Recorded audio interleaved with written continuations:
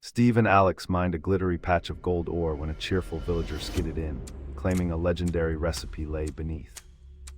The villager declared the recipe requires a creeper sneeze, and Alex replied, "That sounds explosive but delicious." A curious creeper rolled forward and whispered, "No blasting, please," then puffed up and pretended to sneeze with dramatic gusto. Steve opened a chest to reveal a loaf of bread that somehow toppled the creeper into a peaceful, purring nap. The twist comes when the bread is revealed as a map to a hidden redstone hoard.